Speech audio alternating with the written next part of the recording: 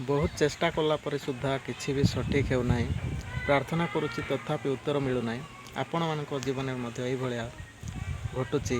ताहले आजिर वीडियो आपण मानी समस्त को क्रिस्टियन नमस्कार। मोर प्रेरणा तत्व चैनल को आपण को स्वागत जनाऊँ। आजिर वीडियो आरंभ करने पूर्व मु गोटे कथा कहवा चाहूँगी। मु कौन सी पास्टर नुहे किंबा बाइबल एक्सपर्ट नुहे। मुझे आपण मान जड़े साधारण ख्रीष्टीय विश्वासी अटे। परमेश्वर वाक्य जहाँ शिखुची ताहाको आपण मान सह बांटवा को चाहूँगी। तो आसतु आमे समस्ते मिसी विश्वास रे बढ़िया। आज मु आपण मान गोटे प्रश्न पचार चाहिए। आपण केबे एमती भाविछंती कि मो जीवन रे सब किछि अटकी जाइछि बोली। जेते चेष्टा करुछि सेते बाधा आसुछि। चाकरीर चिंता, केबे परिवारर समस्या, पुणी भविष्यत को नहीं मध्य भय। एमिति समय रे आमको लागुछि जे सते जेमिति कि आमे एका ही जाइछु बोली। आपनको मध्य निश्चय एमती लागुथिबो। किंतु परमेश्वरंकर वाक्य आमको अलगा कथा कहि थाए। जिसाय 41:10 रे प्रभु कहंती, तुम्भे भय कर नहीं, कारण आम्भे तुम्भ संगरे अछु। निराश हुओ नहीं, कारण आम्भे तुम्भर परमेश्वर। आम्भे तुम्भको सबल करिबा। हाँ, आम्भे तुम्भर साहाय्य करिबा।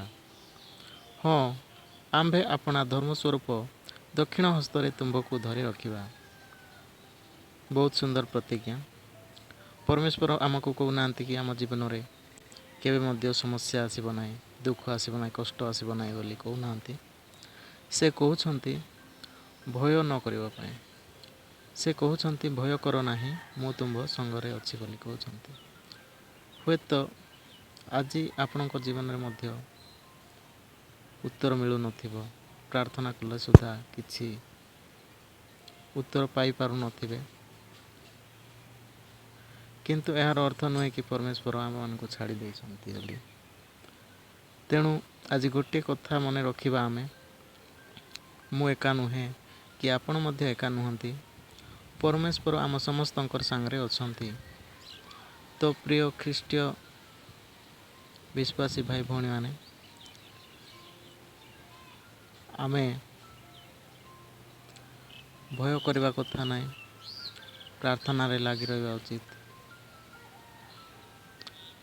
पिता परमेश्वर आमन को सबू उचित समय रे सफल कराइबे। उचित समय रे प्रत्येक विषय सठिक करदेवे। आसंतु प्रार्थना करिबा। हे स्वर्गस्थ पिता, आज आमे माने जो भय, निराशा किंबा दुख रे अछु, आपणक थारे शांति प्रार्थना करुछु प्रभु। आज जो माने भय, निराश किंबा दुख रे अछंती से माननकु शांति दियंतु, से मानकु साहस दियंतु, शक्ति दियंतु एवं आपणकर उपस्थिति अनुभव करबा पय हमको सहायता करंतु। ए छोटिया निवेदन प्रभु जीशु ख्रीष्ट को नाम रे मागुछु। आमेन।